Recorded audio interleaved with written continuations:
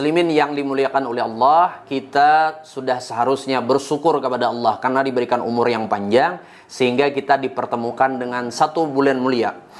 Bulan Ramadan disebut syahrun mubarakun, bulan yang penuh berkah karena di bulan ini amal kebaikan itu dilipat gandakan oleh Allah.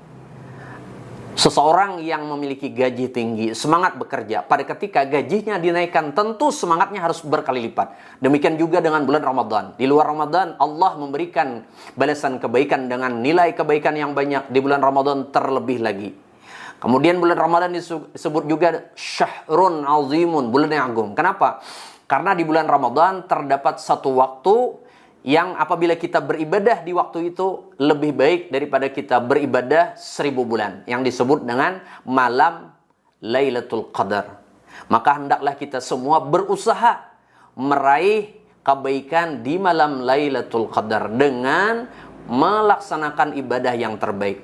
Apakah kemudian Lailatul Qadar itu dimiliki hanya diperuntukkan orang-orang yang mereka banyak menghabiskan waktunya di masjid, duduk di sejadah? Jawabannya tentu tidak. Kenapa? Karena ibadah itu tidak hanya salat, baca Quran.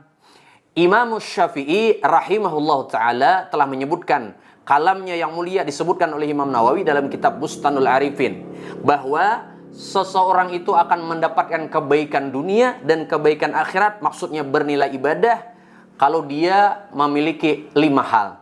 Artinya apapun pekerjaan seseorang, maka dia mendapatkan nilai kebaikan dunia, nilai kebaikan akhirat.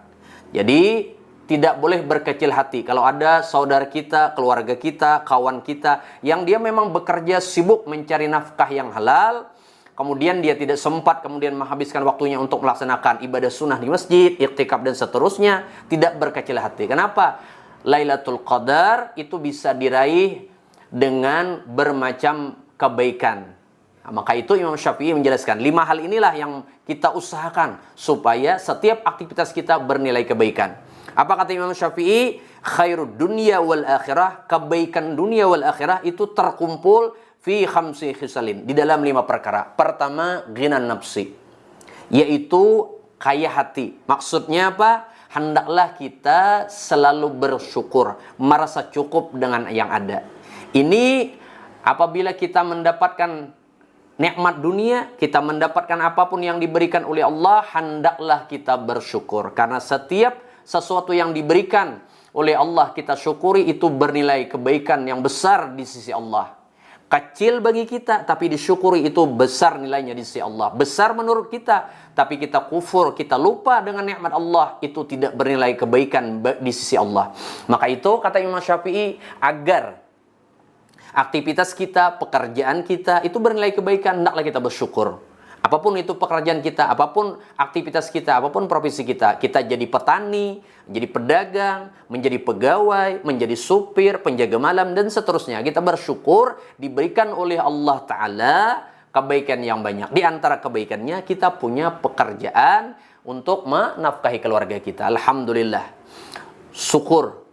Gina nafsi, kaya hati dengan bersyukur apapun yang diberikan oleh Allah. Bahkan kata ulama, bala musibah yang mendekatkan diri kepada Allah dengan sebab kita mensyukuri kebaikan yang terdapat di dalamnya, itu lebih baik daripada nikmat yang membuat lalai kita kepada Allah. Nomor 2, waqaful adza.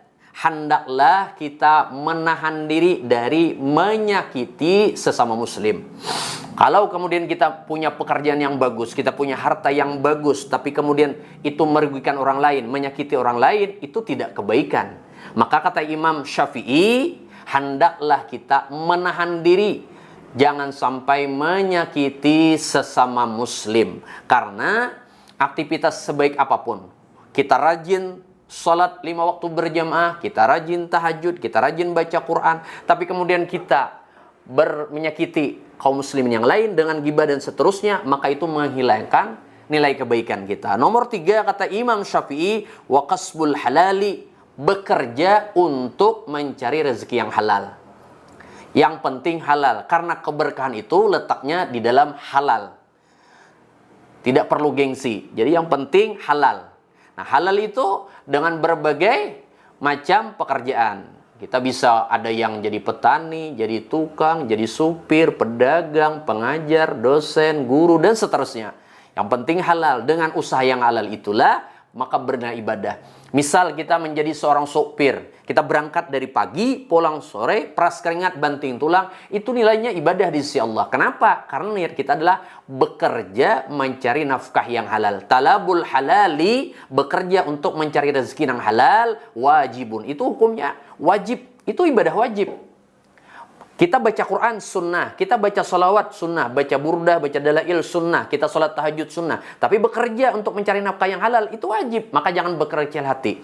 Kita semua punya kesempatan untuk meraih Lailatul Qadar. Kemudian yang keempat kata Imam Syafi'i, wat taqwa, dan bersifat takwa. Apa takwa itu? Mengerjakan perintah Allah, meninggalkan larangannya. Maka kalau kita ingin mendapatkan nilai kebaikan dari setiap aktivitas kita, laksanakan kewajiban. Apapun pekerjaan kita, apapun profesi kita, dan apapun masalah yang kita hidup, apapun masalah hidup yang kita hadapi, jangan sampai meninggalkan kewajiban kita. Sholat 5 waktu, jangan ditinggalkan. Puasa bulan Ramadan di siang hari, jangan ditinggalkan.